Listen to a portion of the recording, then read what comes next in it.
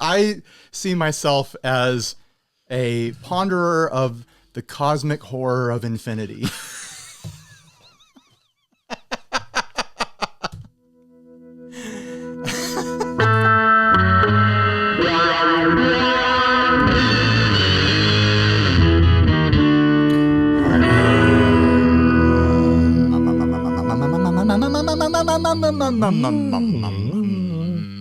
Hi, I'm Ryan. And I'm Steven. This is 60 Cycle Hum, the guitar buying, selling, trading, fixing, modding, breaking, reviewing. Fixing is after modding. Okay, let's try. The guitar buying, selling, trading, fixing, modding, breaking, reviewing, playing podcast. Hell yeah! Yeah! Oh, it feels good. This episode's brought to you by Orange Juice. This and Jen. First ad was sent by Alex Theoduto. I couldn't say his name last week, so good try. He won Adventurers Club. He sure did. And I meant to ask him, like, hey man, how badly are we butchering your last name? Because as a person whose last name is frequently butchered, I do feel a little bad about it. He shouldn't correct us. I forgot to ask. Just let us keep making fools of ourselves. This is probably super obvious. This is an 8-string Partscaster experimental guitar Jazzmaster with P90 pickups, Relic, the Tealman Special 2024. Ryan, first off, yeah, I've been watching a lot of YouTube videos. Mine? Just all kinds. I've been cruising that's his way of saying no. the comment sections on different videos, and I don't think this is a Jazzmaster. But anyway, here's a Jazzmaster. Yeah, it's missing the control plate, and it's missing the rhythm circuit. And it's got P90. It's not a Jazzmaster at all. Here's a Jazzmaster I threw together because I wanted to experiment with the double guitar strings where some of the strings are vibrato and octave strings are on hard to. Oh, that's interesting. Okay. It's a useful and interesting sound for me anyway, and this guitar is one of the fruits of these experiments. The way this one is set up is six strings are on the vibrato. And then there's a small tailpiece between the bridge and the trim where 2 doubled strings are anchored. At the headstock, I popped in 2 banjo tuners, which IMHO are a more elegant solution than normal tuners. I added a pic of the Tealman Brothers Jazzmaster to give you a sense of how this used to be done.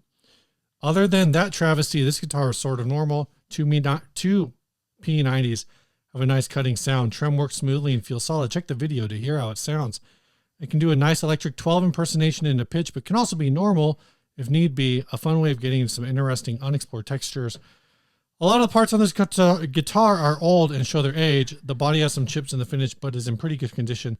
The neck has a new lacquer finish and feels silly and fast. Goofy. Tuners are 80s or 90s Fenders and work well. Banjo tuners are a little fiddly because of headstock space constraints, but once they're tuned, I found you don't mess with them much anyway. No case, but if you need one, let me know and I'll add one to the total. All right. I have questions that can only be answered by me playing this. You know, I'm wondering how tuning stable all of this is when the design of an offset bridge, a Jazzmaster bridge or a Jaguar bridge or even a Mustang bridge, is that it rocks on its thimbles. And so all the strings rock the bridge back and forth. So the strings aren't sliding on the saddles with the trem use, which means that it comes back into pitch very, very well, as long as you have it set up nicely. Anchoring the 2 high octave strings, and they have 2 extra points of contact there because they're resting on the edge of the bridge themselves. I wonder if that goofs up the tuning stability at all with trem use, but it also might just not matter at all with the style of playing that you would do with this thing. I'm imagining like droney, sitar-ish, sonic youthy sorts of nonsense going on with this guitar. Right. So this has a doubled E and a doubled B. Right. They're not he's calling them octave strings, but I can't imagine that they're actually octave. They'd have to be the same. They would be the same. Yeah, you couldn't tune a high E up octave to another high E. I wonder where it would snap. I would think that the tension difference between the 6-string and the 8-string version, this wouldn't be significant enough to affect the bridge rock. Maybe a little, but no. What I'm saying is not that the bridge wouldn't rock. I'm saying that those 2 strings would slide across the saddles and impart friction onto the bridge that might prevent the bridge from returning to where it came from, and also preventing those two, octave, the doubled strings, preventing them from landing in the same place again, meaning that everything would be a little bit out of tune. I would think with like a good spring adjustment, you could probably compensate for that. I don't know. Like I said, this is a criticism that these are questions that can only be answered by playing the guitar or by pushing, right? Theoretically, now, I do have theoretical pushing. I do have those Halon trims. Oh yeah, and they're kind of set up to do that. They are set up so you can choose which strings go into the trim and which strings are hard-tailed, and so that would actually be, he wouldn't have needed the little clamp thing that's holding the two extra strings. I mean, honestly, it looks good. And Ryan, you did a good job. We both talked to that Halon guy, the guy who owns Halon at NAMM, and he's way smarter than you are. So. For sure. I mean, anyone who can speak in complete sentences is probably smarter than me. It doesn't take a lot to convince me that you're smarter than me. So I will say, I'm looking at the picture of the headstock, and the chaos of how these strings, how the octave strings like cross over but don't actually go on the string tree is kind of wild. Like they don't really have the downforce. Looks pretty tidy. I think hiding the two extra tuners behind it, like, because if I was to do this, I'd be like, well, I guess I'll put two guitar tuners on the lower edge of the swoosh of the Strat headstock here. No, that it actually looks kind of decent to me. Things line up all right, not perfect, but all right. Like, this could be way, way worse. Does Ernie Ball have a claim on the 6x2 headstock design? I don't know about 6x2. I actually don't even know if they really truly have a claim on the 4x2. They do. I looked at it. It is in their trademark. They have a trademark on it, but I don't know. There's questions. One of our listeners, Hugh Schick, reached out and said that probably the reason that trademark stands is because nobody who can afford a good lawyer has pushed the envelope. Sure. That basically, like, entities who have gotten pushback from Ernie Ball weren't in positions to fight back. Right. So Yamaha hasn't come out with a 4x2 yet. Right. Or Gibson. Is Gibson going to have more flex than Ernie Ball? Discuss it in the comments. Who's got the most legal prowess? Fender. I mean, both Fender and Gibson would just throw endless amounts of money and just be like, well, we had to spend that much money on legal stuff this year anyway. Their lawyers aren't like good. They're just like, if you don't use it, you lose it, where you're on retainer. So yeah, their lawyers are just good at writing cease and desist. They're not actually good at enforcing them. They're writing they're writing majors. Like, yeah. They're actually, their lawyers nowadays, their lawyers are like, ChatGPT. How do you talk to ChatGPT? I've only used it once. I don't know, man. Do you have to like type a prompt? Is it like Siri? Yeah, I think you just go, hey, bitch, wake up, make a picture for me. And then it does it. All right, Jesse Pinkman. I don't get the joke. Jesse Pinkman was the character in Breaking Bad, and he always says bitch. I never watched it. Oh. I watched Never Call Saul. Oh, Better Call Saul, yeah. I never watched Breaking Bad. If I'm ever going to reference the word bitch and connect it to a pop culture icon, it's going to be Freddy Krueger. Oh yeah, yeah. But anyways, what about the band Jet? Let's talk about the guitar again. Let's talk about this bitchin' guitar.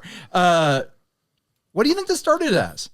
Because this looks like a more modern Fender body to me, because the trim is closer to the bridge. I forget what model started that. But he's saying that the tuners are 90s. Like, I honestly didn't pay attention when you were reading everything. Yeah, he says tuners are 80s or 90s Fender. What is the neck and the body? He doesn't. I don't know that he ever specifies. I'm looking at this, and besides his modification, there's nothing about this that makes me think someone shouldn't buy a Player 2 Jazzmaster instead of this. Like, it's the same trim placement. It's it's got P90s. Not everyone's like, a lot of people are not going to want that on a Jazzmaster. But like, if you do want this funky setup, the 12 string gone 8 string situation, I mean, it's here done for you, but it's $1,100 after shipping. It's over $1,100. Yeah, yeah. So if you got a drill, you can do this, you know? So from a configuration standpoint, and it'd be a replacement pick guard, but this might be a 2000s blacktop. That's possible. That's possible. Which I believe was dual P90 originally, but it would have the thing that put me on that trail is the witch hat knobs. Well, also the witch hat knobs were a blacktop feature. I think something that is interesting is that the neck does not have the truss rod at the headstock. So the neck might be a full replacement. It might be a parts neck. It might be like something, but they don't list it. They don't or say. It could be like a reissue neck, like a 60s reissue. This thing is a parts bucket for sure. Yeah.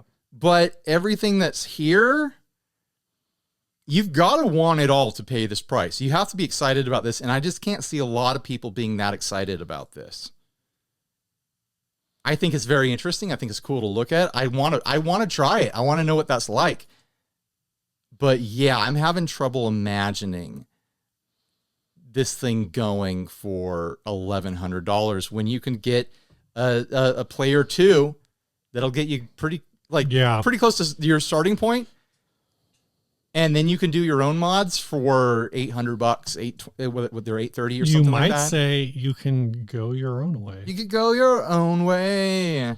Go your own way. But yeah, the body makes me think of a blacktop. They were at HS configuration, so there'd be lots of room in there to muck about. Yeah, I have that Halon. I have 2 trends from Halon.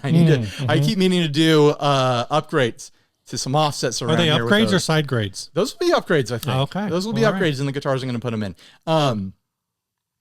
To test this out with those trends, because you can hardtail strings. You can choose which strings are hardtailing in it. I would have to install a second set of tuners in something, and I would have to cut the nut.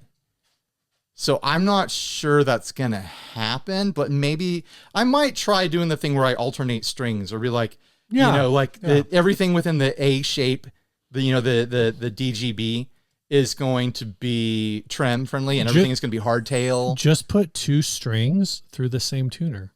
Yeah. Problem solved. It'll work out. What's the worst that could happen? Yeah, 2 strings, 1 tuner. Yeah. Everyone loves that video. Classic internet lore. Yeah, I don't know. I don't know. What do you guys think the price should be? But because it is a thing where if someone sees this and they love the concept, the work that's been done is probably worth it. It's probably worth the $300 upcharge. Of course, this is Awesome Sauce Guitars. Of course. Have you ever made it out there? No, man. Morongo Valley's far. Oh, is it? That's like up by Joshua Tree, I think. Oh, I should have hit it up on the way. You're probably thinking of Moreno Valley. Yeah. I should have hit it up on the way back from my summer vacation. It's over by Joshua Tree. I don't think it's that. I think there's only like 1 road in. I don't think you go. It's like not a go through. It's not like. Well, my family would have understood. hey, everyone, we're taking a 2-hour trip to a guitar store. Is the guitar store special, Dad? I don't know, but I heard that it exists. Every now and then, we talk about guitars that they have. Yeah.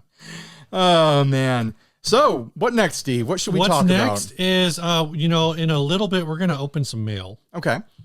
And actually, none of that mail came through our UPS. It did. Both of it did.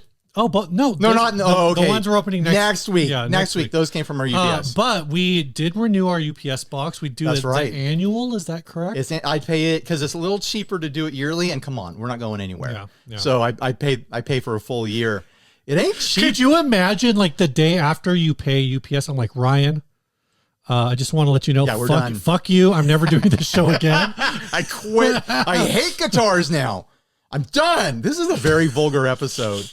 We're coming hot off of orange drinks and watching a spicy debate. The first hour of the debate. But that mailbox is paid for through the support of our Patreon. That's one of a number of expenses that we have.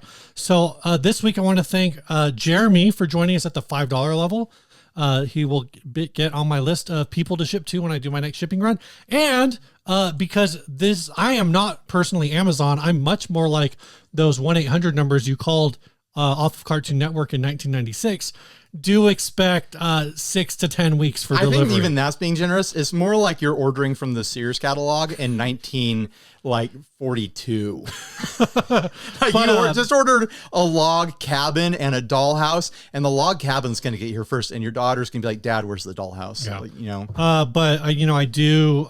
We will send a sticker pack and some other. There's a sticker pack and I think it's that one and picks. Steve just pulls a bunch of stuff out of a drawer and he throws them in there. For Sometimes he get his keys. He asks you to send them back. I do need to order more of the Tuner Time stickers. Don't do them holographic this time. Do a nice white one. Do a nice white one. Yeah, white with the blue. Yeah, white with the blue. Those are blue, right? Yeah.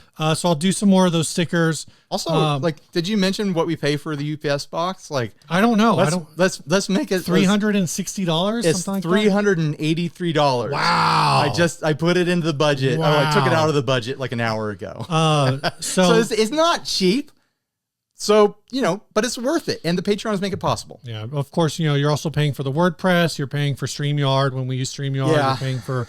No, I pay for StreamYard when we don't use StreamYard. Yeah, that's true. I stopped using StreamYard because I use whatever Philip uses I almost talked to you about it. I was like, should I? Because I had to redo all my cards. You just need to be live streaming. You haven't live streamed. I know. Since I think your last birthday. No. Yeah, I don't think you've live streamed since Christmas.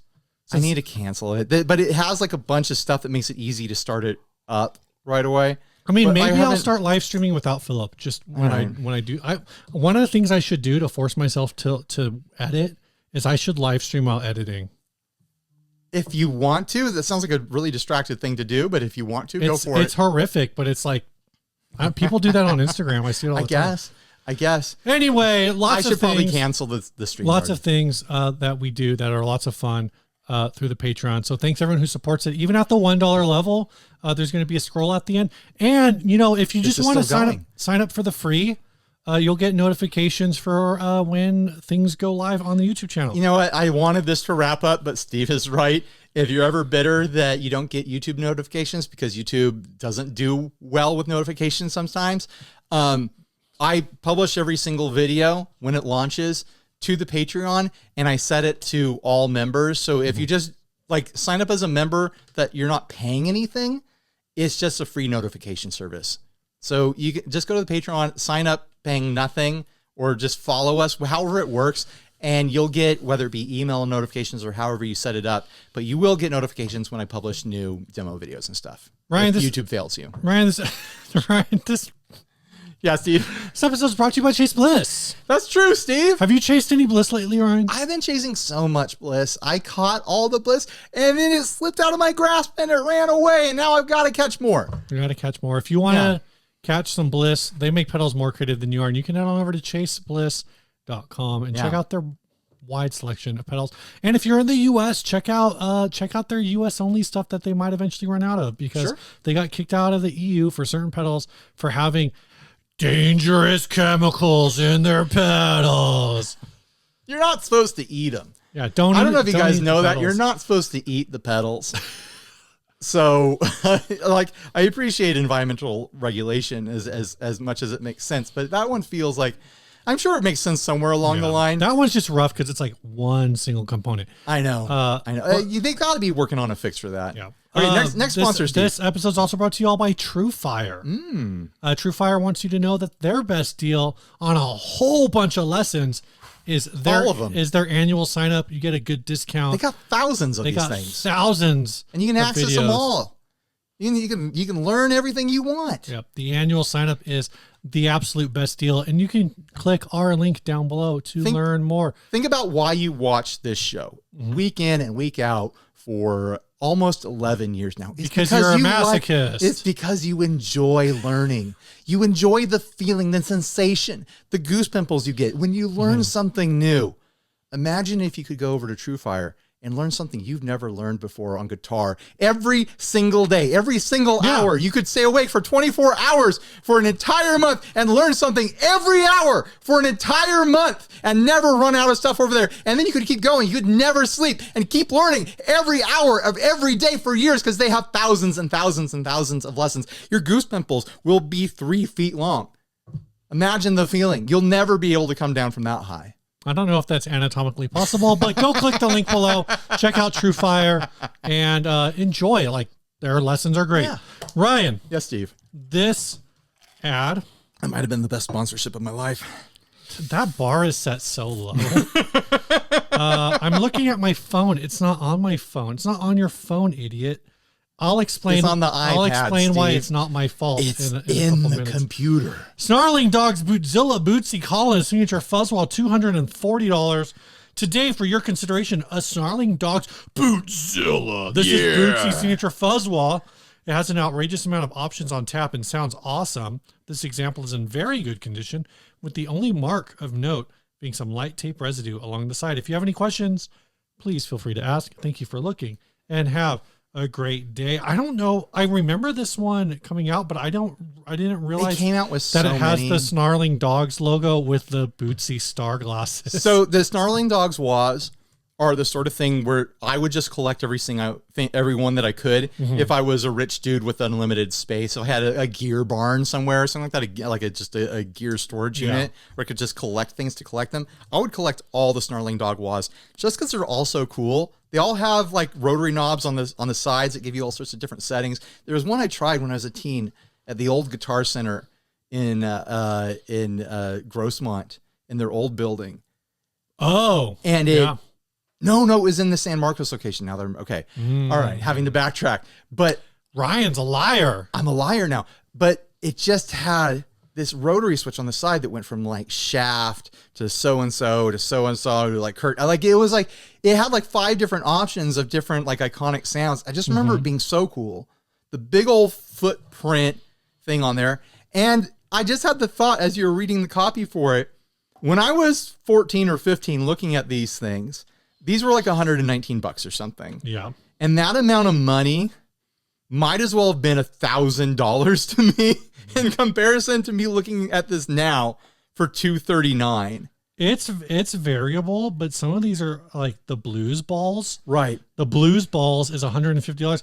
They have Look up the mold spore. They have one. Yeah, I saw the mold spores at $450. Yeah. And it's a ring mod. There's also one called the erogenous moan. Yeah. Yeah. They're all so cool and wild and weird. The Super Ball Wino Wah.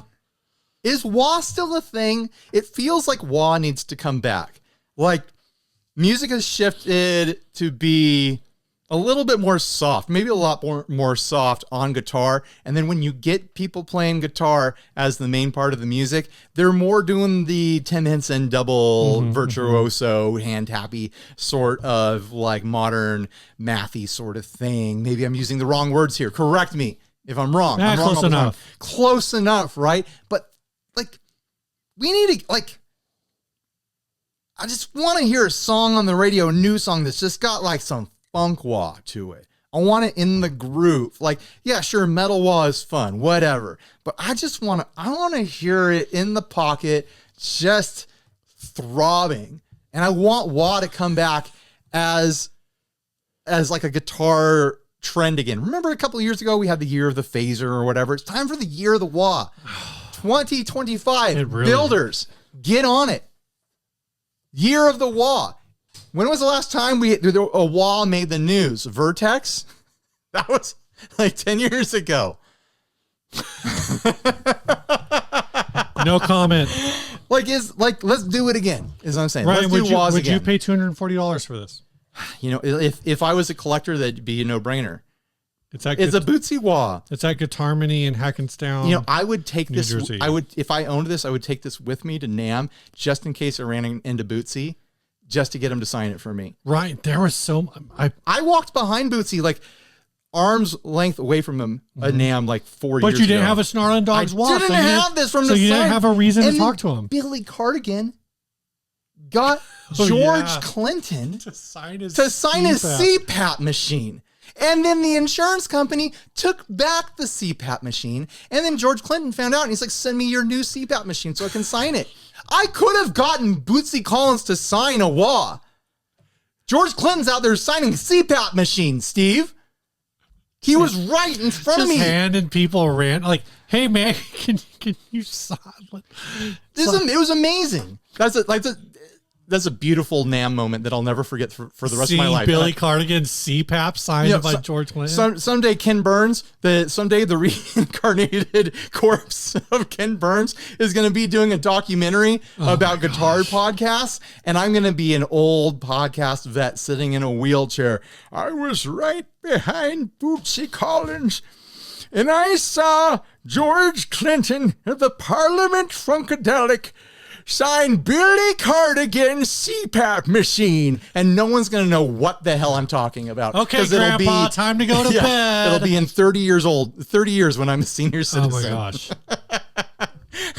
I don't really have a lot to say about this. I did listen to a Bootsy Collins song the other day. Did you? What'd you listen to? I don't know. I don't remember. It just came up on a mix.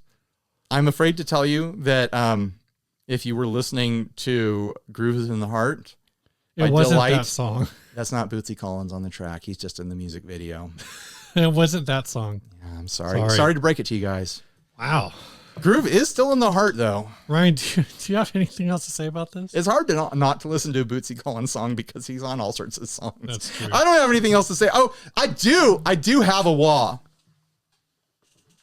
with a foot on it. I brought it downstairs. I keep it in my office because I like to look at it. Was it ever a Snarling Dogs? It was never a Snarling Dogs. This is an actual foot pedal used for modifying accelerators in cars. Oh, okay. And I don't know if you remember this, Steve. Do you remember this at all? I remember you getting it. I just don't really remember the story. It was probably like second year of the podcast. We covered this on the podcast, and it was one of those things like, should I get that? I should order it. I think it was like $70 or whatever. Yeah. And then after I ordered it, like on eBay, I think, the guy wrote me back and he's like, I'm in Australia and I didn't know I set this to international and this is going to cost more to ship than you're paying me. And I was like, well, it's for my podcast and YouTube channel. And he's like, oh, okay, at least it's going somewhere fun. But it's not a Snarling Dogs at all. It's actually a Shiniwa. Or Shinai. However, it came broken. When it showed up, it was broken. He had to cut a hole in the bottom because the little gear doesn't fit through the bottom. But I ended up fixing it years ago, and it works, and it's really fun. Cool. But it's not a Snarling Dogs. It's just kind of looks like one. In a way, it's more special to me. But this could be the start of my Snarling Dogs collection, guys.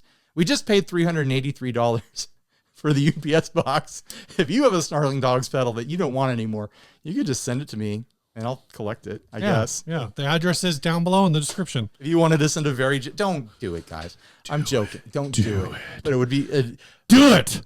Don't do it. Robert, stop. Do it. Robert, don't. Text me, don't. I was talking to RJ the other day about his old podcast and how one of the things I thought was an issue. I'm tapping out on the AC. I got to turn it on. It was that they didn't really respect their microphones. And then I just very much disrespected my microphone. We've been all over the mics. Apologies. I shouted at the beginning. But Ryan, I need you to ask me what's new before we do the shows what's new. What's new? So there was a comment on a recent episode, and I might have been the one 2 weeks ago, that Ryan and the drunk guy. And I do want to go on the record. Ryan. Oh, they were calling you the drunk guy. They were saying that I was drunk, and I think it was 2 weeks ago. That always drives me nuts. And I want to go on the record that before tonight, because I did have a drink during dinner tonight, I don't think I've drank before recording in like months. However, 2 weeks ago, I did record 2 episodes with a concussion. Oh, yeah. So true. That might have been... Did you get checked out for that? I did. Are you okay? I did. Yeah, I got a CT scan. They found a brain. We're full of jokes today. Jeez. But no, basically, so the thing that I learned is that if you suffer a blow to the head, and then you have any sort of lingering neurological issues, that's basically if you get hit in the head and then you have, in my case, headaches for like 4 days afterwards, I was like, I have headaches. I normally don't have headaches, and I'm tired all the time. I'm normally not tired all the time. I took 2 naps during the day. Ooh. They were like, oh yeah, that's yeah, you have a concussion. So now we just need to do a brain scan to make sure that you're not like hemorrhaging. So I wasn't hemorrhaging. My brain's not swelling. I do have arthritis in my neck. So that's cool. But long story short, I kind of already knew that. Steve fell off his bike backwards. He tried to fly too close to the sun and just fell back. Yeah. I tried to go too hard. Yeah. Tried to go too fast, too furious. Right. Fell backwards off my bike, hit my head. He weekend warriored into traction. Yeah. Without traction. It was on a weekend. He weekend warriored into a concussion. Yeah. It was on a weekend. It was a Sunday. Of course it was. But that's it. What weekend warriors do. But guys, it's okay. I'm better now. I feel better. I haven't been back on my bike since then. How many naps did you take today? I took no naps today. Success. And it's not that I haven't been back on my bike because of the concussion. I haven't been back on my bike because where I live, it has been triple digits for 10 straight days. Dude, I ride my kids to school every day on bikes. Yeah. Like we bike to school every day. Like and 3 blocks. It's 3 blocks. I come back soaked every single time. It has been crazy hot. Yeah, dude, I do miss it because I actually, because I'm not riding with kids and I'm on like trails, like I do get up, I do get up to like a whopping 10 to 12 miles an hour.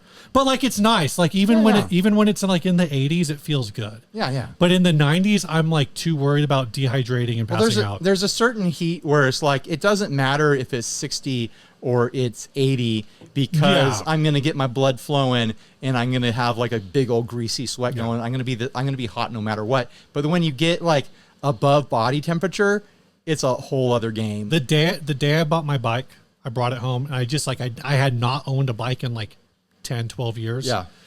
And so I was like, I just got to go. I got to go try it out. You should fly out to Kansas City and do biking with Josh now. I got to go try it out. So I rode my bike around like my neighborhood, which is about a mile, like it's a mile square, mile and a half. And I got back and I was just completely dead. My heart was like beating out of control. I went inside. I told Melissa, I was like, I am so out of shape. I feel like I'm going to die right now. And she's like, what'd you do? I go, I rode my bike around the block. She goes, it's 98 degrees outside.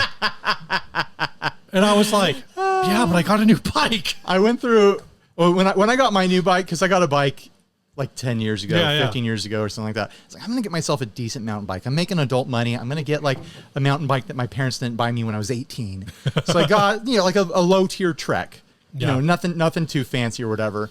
And it was still kind of the wet season in San Diego. And I went down and I got to go rip a trail in the canyons. I go down to the canyons. Immediately, my wheels are in 4 inches of mud. Oh, no. And I'm like up to my knees in mud, hauling it out and like hiking back up a trail to get home and just so demoralizing. And I was so out of shape because I'd been sedentary, growing a business for years and stuff. Oh, man, it was humbling. Oh, it's awful. So anyways, what next, Steve? I think we're going to do another What's New. You want to talk about this? Well, it's a sponsorship. It is a sponsorship. You start talking about sponsorship, I'll get the box. All right. This episode's also brought to you all by Reverb.com. Reverb is partnering with Fender to do a Fender certified pre-owned store on their website. And it's basically guitars that maybe have been returned to Fender. Some people purchased them and then they didn't like them and they returned them, or maybe there was an issue Fender just said send them back. And it's a big mystery. We don't actually know where these things are coming from. Feel free to. I think it is confirmed that a lot of these guitars are being serviced by a company called MIRC I think they're out of Nashville, and they're one of Fender's big authorized service centers. But like I said, so I think that's where the speculation is coming from, that these are like demo units or different things. But Reverb was so kind as to say, thanks for doing the sponsorship, to also send us a guitar out of the certified used guitar program. They actually told me to pick. Yeah. And I got in a little trouble with the missus because I admitted to her, whenever I have an opportunity to just like pick a guitar. Mm-hmm. Oh, I heard about this. I never go for the most expensive one because I feel like that's stupid. Like, yeah, you probably that's not what the audience wants. You could have gotten like a Fender Ultra series. There's a lot of stuff I could have picked from, and I think there's some like yes, signature, like big expensive signature models. Ryan, this guitar's not even in a hard case. How cheap are you? Well, you guys are probably thinking, oh, he's winding up to show us that he finally ordered something super expensive. No, I didn't. This is the guitar that I told my wife that I didn't pick the most expensive thing. I went with something that I don't have. Oh. Because I think that's more interesting than picking something that I already have representations of. I want to pick something that would be entertaining to you, the audience, to see me cover and to see me mess around with. I have something that's similar, but it's not exactly like this. And I've never owned one of these. So I'm excited to reveal that I now have a Mustang. Ooh. An actual proper Mustang. Well, it's not a full Mustang. It doesn't have the 2 switches up here, but how? Right. That's not, if it doesn't have the switches, it's not a real Mustang. It's just like this. It's just those liar Jaguars that don't have all the switches. I'm still stoked though. I've never gotten to spend real time with a Mustang and get to know the pickups. So I'm excited to actually get to know this thing and figure out if I'm compatible with Mustang pickups. There's the wiggle stick in a bag. Everything seems to be here. Let me see that wiggle stick. Well, it's in a bag. I just want to look at it because I'm really curious about something. Let's not get too wrapped up in the details No, here. I'm just, because this has like a little rubber collet inside of it. Yeah, it has the insert. And mine doesn't have that. Well, yeah, so this is the newer version. So I was confused by it. That's cool. That's very cool. You should probably not put that in there because it's going to fall out. I'll lose it, yeah. I'm a fan of putting Jaguar and Jazzmaster trim arms in Mustangs to get them extra long. How's it look, Steve? Any dings or dents or flaws? It looks Arctic. Is this Arctic yellow or Arctic white? I don't know. It's creamy. Kind of creamy. The whole thing's creamy, and it's even got that creamy moto on there. Oh, it's a little out of tune. Well, Send it back. I thought these were supposed to be certified. What the hell, Fender and Reverb? It feels pretty good. It feels pretty good. I'm looking forward to seeing what if you make a video with it. If you decide to make a video with it. I'll make videos with it. I don't know if I'm going to do like a full demo. We'll see. Maybe I'll get around to it. Maybe I'll do modifications on it eventually. I don't know. String's out of tune now. I'll use it in... Thanks, Steve. I'll use it in demos for sure. So thank you, Reverb and Fender. No, it's very exciting. That's Mary, a really cool the guitar. air conditioner that I'm turning back on now. Really cool guitar. It is. But, I did it. You can do it. You can go shop on the Reverb Fender shop and pick what you would buy, and maybe buy it or don't, or just window shop. Do whatever you want. Click the link down below. It's an affiliate link. Ryan, who sent this topic? Don't we have one more sponsor? Oh, that's right. We don't. We don't. Okay. All right. Who sent the topic? You did, Steve. I did. You were the one who was like, oh, people are probably going to say to talk about this. And then I still haven't checked the topic call out. So as far as I'm aware, you are the one who suggested this. I know there was a lot of conversation about this in the inner circle chat today. So Man, I missed it. I wasn't there. But Gibson just released the Victory and Victory figured top Called it guitars, and we talked about this a few weeks ago. That Fender needed to bring back the Victory. So thank you, Mark, for listening to us and rushing these Victories to market. Yes, obviously they heard us talking about this like 3 weeks ago. Was it 3 weeks ago? I don't know. 3 or 4 weeks ago we talked about this. Was it when we talked about obviously they got right on it. Was it when we talked about the Corvus? No, we talked about a Victory. We had a Victory. We had an ad for a Victory on the show. So maybe it's in there somewhere.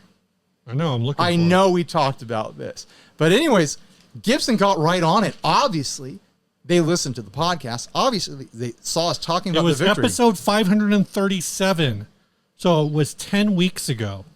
Okay, but still, that actually is even better because that gave them Gibson 10 weeks to get these to market. 10 weeks they rushed these to market. Amazing. I don't know if these the influence that we have, Steve. I don't know if these were like trolley comments. People are gonna think that we already knew. People are gonna think that we leaked, like we just really had no idea, and it's just like there were some people all the time. We're like, oh, so and so should reissue this. There was a couple people, and apparently it got leaked. I think in That Pedal Show, not by the That Pedal Show guys, but by like someone else in their comments or in the comments, yeah, in their premiere. The comments on this release are like kind of wild. I don't know if people are trolling because a lot of people are like, "Oh, Gibson stole the Hamer banana headstock and they slapped it on a PRS body. But it's the Explorer headstock. I know. But like, we predicted that in our episode 10 weeks ago. That feels like it was 3 weeks ago. Because we were talking, I brought up, like, this looks like the Vela. This looks like the PRS Vela shape. I even put up a graphic for it. It was like, this is where PRS got the shape for the Vela, probably. And like, I mention it every chance I get. If you look at the headstock for the Gibson 369, which is a very like a PRS headstock, easy model number to memorize. It is, except for the 335, it is the only gear model number I have memorized is the 369. It's a very nice, it's a very nice number. Excuse me. Like, that is pretty much a proto PRS headstock. Right. And I just think it's funny that we predicted the reaction to people making a connection to PRS with this, like people not being aware of the 80s victory from Gibson, being like, oh, they're taken from PRS now. Oh, they're copying PRS. Oh, sweet little babies. Sweet, sweet little babies. Let me tell you about older guitars and shapes that have existed before. And I hate to be like giving Gibson credit for creating things. 'Cause just like anyone else, it's fun to tease Gibson. But this is the one. This is one of the times where they came up with a shape before someone else, absolutely, and someone else did like have heavy inspiration from this shape. So what do we think about this reissue? Do you think do we think they did it right? Okay, they did. I want to start with this one. They did the Iguana Burst, which is a lot of fun. I love the Iguana Burst, obviously. I wish in their solid colors, they have 3 solid colors. One they're calling dark green. One is gold mist. These are all satin finishes, and one that is dark walnut. Dark walnut is like kind of a brown, like throwback to like the old brown. Yeah. Walnut the other colors are boring. I wish they would have done a solid equivalent to the, like, I wish they would have done some like 80s throwback colors. Like, how about like a salt, like Fender calls it Miami blue. Like, I would have loved to see one of these in a bright blue. Yeah. And like or like a bright pink. No, like a metallic champagne would have been classy. That would be fun. But also like, a neon pink. You know, if this sells well, I'm sure they'll do a bunch of variations. Yeah. I could see them doing a pink one with a Floyd or something like that. So what I've seen that's different, obviously there were different models of the Victory in the 80s. There was a 2 humbucker and there was an HSH. Right. Both had stop tails. Not stop. They both had tunumatics and stop tails and stop bars. It's hot, guys. I'm struggling here. They had full pick guards. This has a half pick guard. So they've gone a little bit different direction with the way the pickups are mounted into the body. Oh, yeah. I noticed and that. the visuals of it. I don't mind that. Like, I get it. Most people probably want to see the finish. I don't like that they went with the Explorer headstock. I wish they had done the original headstock.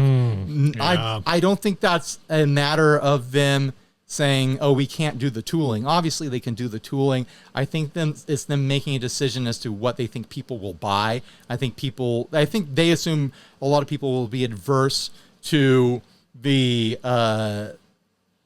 old style headstock that was a bit of like a slipper sort of shape, you know? I mean, it's kind of Firebirdy for what it's worth. Kind of Firebirdy, but it's not quite. I could see them looking at the headstock and be like, that's probably not going to fly right now. So they went with a tried and true Explorer headstock. Something that does bug me on the Iguana Burst one. Yeah. Because I went to Sweetwater because they have the guitar gallery. That was really fast. I know. So I went over there today and I screen grabbed the guitar gallery. Right. It's like a 4-hour. So you flew to Sweetwater and you flew back before the show started? No. Wow. Sweetwater had it all posted on their website where you can go and you can see the exact guitar by serial number that you're buying so you can scout out wood grains and stuff like that. These all have they look like they have flame in the top. Nothing matches with the book matching. Things are going if you look at this, things are going all sorts of different directions. Like that one's got flame at the butt, but then a different pattern on the top. This one's got the grain going a different direction. than all the others, but all of them are mismatched in the book match. That one looks decently matched. And that's not matched. None of them are matched. It is a little bit rando.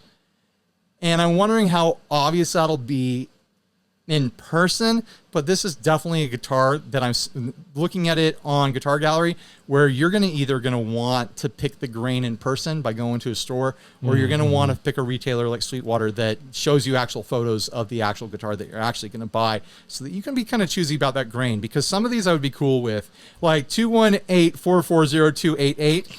I'm down with that, but there's something about 215-140-195 where I'm like, no, there's too much flame on one side and none on the other. It's totally mismatched. And that's a bit of a bummer for a $2,500 guitar. I'm looking at some of the Smokehouse ones, and some of them look pretty decently matched up. I'm not seeing any that are like vertical. And maybe like you had that one where it's like not even like flame. Yeah, it's not horizontal. It's just a wood grain that goes the length of the body. So that was a question I was going to ask you. Is at $2,500 for a figure, what they're calling figure top, not necessarily flame top, but they're just calling it figure top. At $2,400, you're saying you think it should be book matched? I'm saying it should look nicer. It should look nicer. It doesn't have to be perfectly book matched, but I think it should look nicer at $2,500. It should flow. It shouldn't be like one is horizontal and the other one is vertical. It shouldn't look like it came from two different trees, or two different parts of the tree. Like they could have gotten it closer. But I'll admit that these are just photos, and that shimmer could be missing depending on the angle, and in person they might make total sense. I don't know. I think 218-440-288 over there. I think that's a winner, right? This one? I mean, it's not, but I'm saying like there's no flame on that one. I know, but at least it matches. That's true. So, okay, let me ask this question then. So this is the $2,500 one. Do you think at $2,000 for a solid finish, non-translucent, do you think that that's a good price? $2,000 for the others? For like just solid finish, no grain. Yeah, that's Gibson. That's a good price for a Gibson. Okay. Yeah. Looking at it as a Gibson, like that's a normal, like decent price for a Gibson. They're not trying to price gouge with that. It's just like, you want a Gibson that is this shape? Here you go. Here's what you got to pay. Here's what you got to pay, because that's what we charge. Pay the man. Also, these are set neck, right? Were the originals bolt on? I think the originals were set neck. If the originals might have even been, I don't remember. I don't have any pictures of the backs of the originals. I don't want to say the originals were neck through. I just don't. Oh, here's an ad. Let's see if I can get this ad big enough to actually read it. Don't read it. Just find pictures. But I'm saying you can't tell if it's a set neck or a neck through from the pictures. Sure. So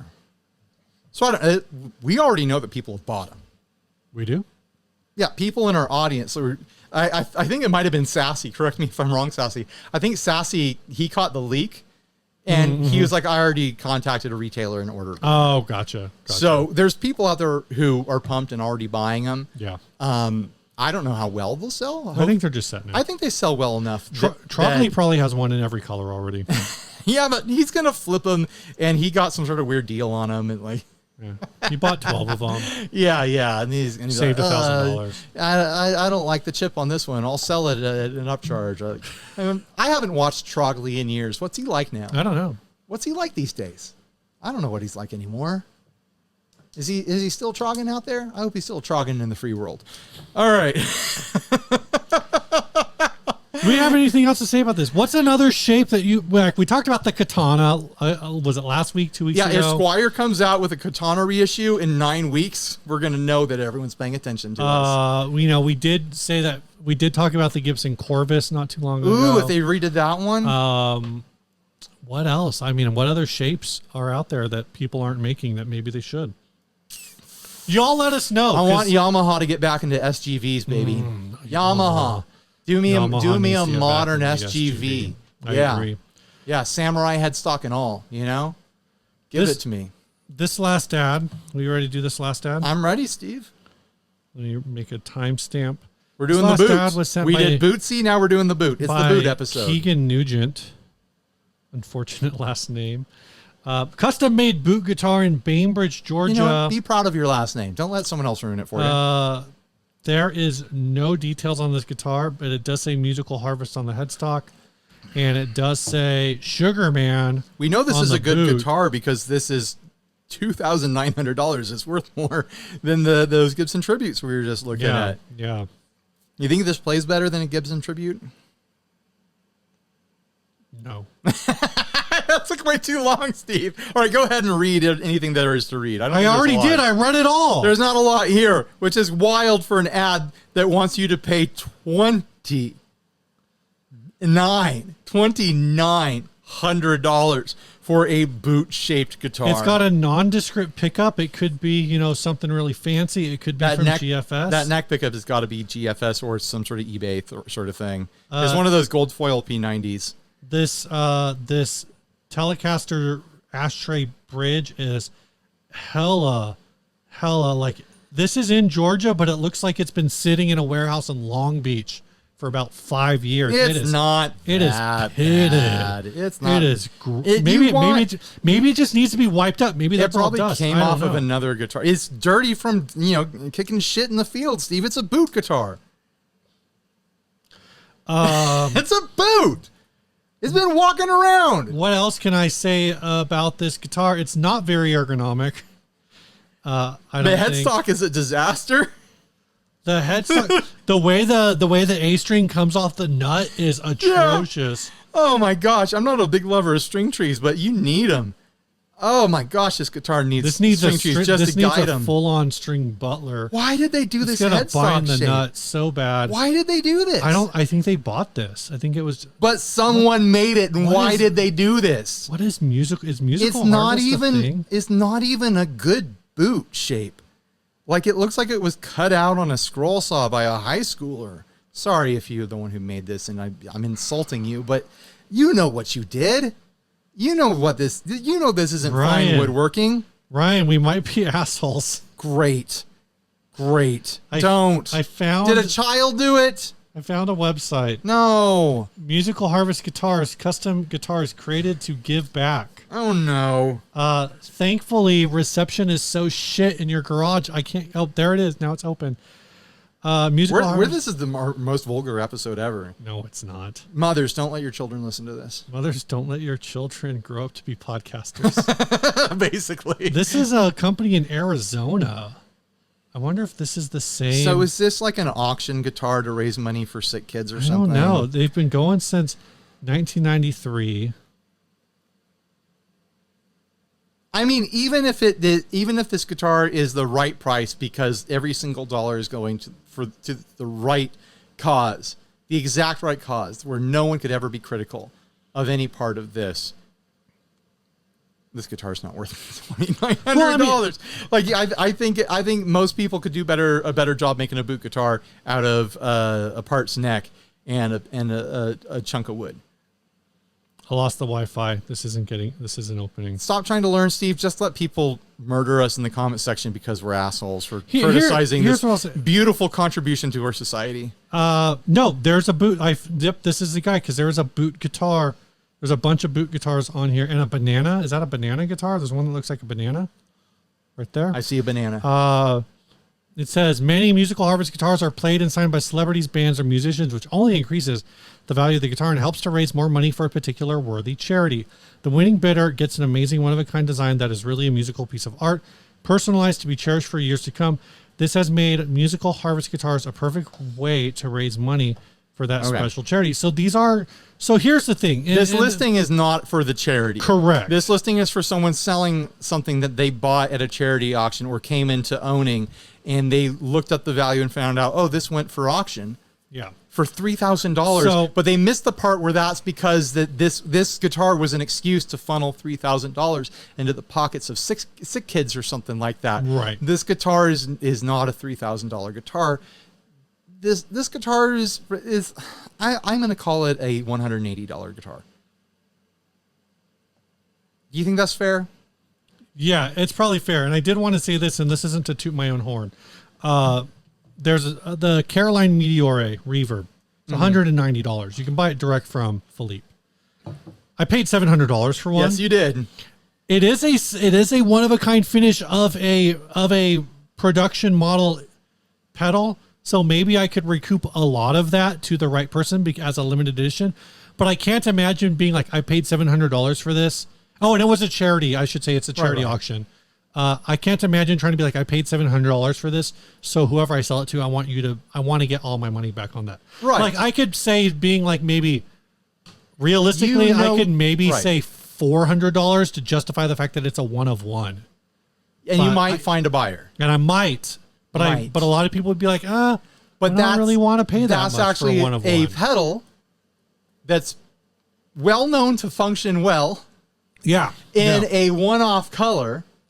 So someone will pay above normal retail for it. Owned by like a Z-list celebrity. Right. Am I even a Z-list celebrity, Ryan? You know what, Steve? We need to like. Are we in the Greeks? Like it's not even in the American English alphabet. I don't want the Greek alphabet of celebrity. We need to be humble enough to realize that we are actually on the map. Yeah, but like where do you? If you look in the guitar sphere, where I recognize this, but also where do guitar, YouTube, podcast sidekicks fall on this? Sidekick, your co-host. I'm your co-host. I know. I'm just messing around. But I mean, like, so my point being is, if you buy something from charity, it's an auction. Especially in this case, you would be my sidekick if like Robin was Batman's sidekick, but he was every bit as skilled and powerful and effective as Batman. He just didn't have as much time. I mean, he had like a more important job. I'm definitely not as skilled in all of those things. Maybe I would say like I would be your sidekick if Robin was also Alfred. You could do everything I do. That's what I would say. Is if Robin was also Alfred, then I would be your side. That's the equivalent of what I am, I think. We're partners. Yeah. Steve's not a sidekick. All right. Anyway, but my point being, I don't know who the hell Sugar Man is. The guy who makes these. It sounds like he makes them for charity auctions. Yeah. And they're charming guitars for charity auctions. It's a good reason to be like, yeah, I was gonna throw $10,000 to this worthy cause anyways. I might as well pick the goofy guitar because I like cowboy boots. I'm gonna buy that guitar. Where none of this other stuff makes sense at the auction. So I'm gonna buy this thing. It's not, the guitar itself isn't worth what you paid. Yeah. But it's a boot guitar. It is a boot guitar. It's got a funky headstock. You play some country western on that. The fret access isn't great, but you can play it. One of a kind. Ryan, we've made it to the end. Yeah, we did, Steve. We've got the 8-string. We got the 8-string. We got the Bootsy Wah. We got the boot guitar. And we've got the Gibson Victory. But you can't win. You're ineligible, and it's not even an ad. It's just the topic. Yeah, it's a topic. What are you talking about? What are you going to go for? I'm like off my. I'm going gut. Boot. I'm going boot. Boot or Bootsy. I was thinking boot. I'm going boot. Boot. We'll spin just to keep the wheel fresh. Okay, Ryan. Here's ready. If it lands on me, it's going to be the boot. If it lands on you, it's going to be the boot. I can handle the loss. I can handle the loss right now. I'm emotionally strong enough for this. In stereo, even though we mixed down a mono.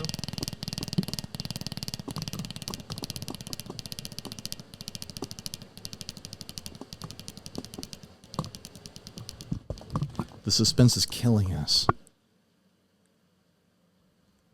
I might need to. Oh! No way! How? Go back. We have to spin again, right? Okay, go ahead, spin it again, I guess. No, you spin it this time. All right. Hold on, let me tighten this up a little. Not too much, it'll choke it out. See what I mean?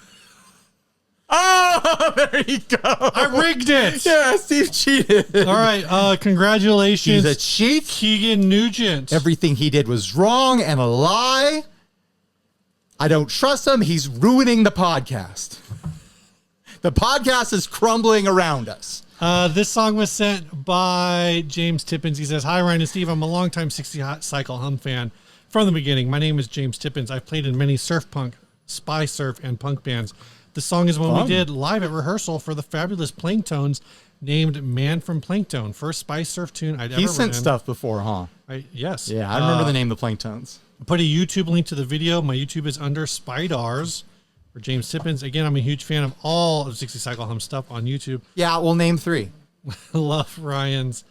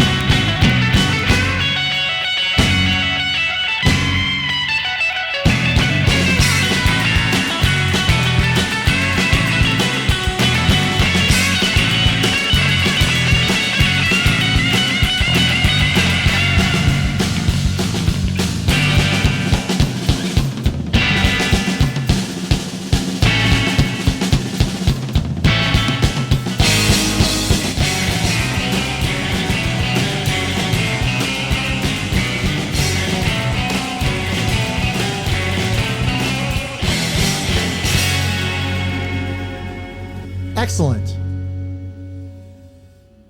Fantastic track, man. That's an excellent surf track. Good job. Ryan, this manual does not explain how the guitar works in English. Well, then I'll have to play it in Spanish. All right, thanks, James, for sending it in. If you want to send it in, you can send your track to 60cyclehumcast@gmail.com. I don't really have a lot to say about this. I really enjoy the track. Do you smell popcorn right now? I do. Someone's cooking popcorn. Wow. Yeah. All right. Bye, everybody. Stay grounded.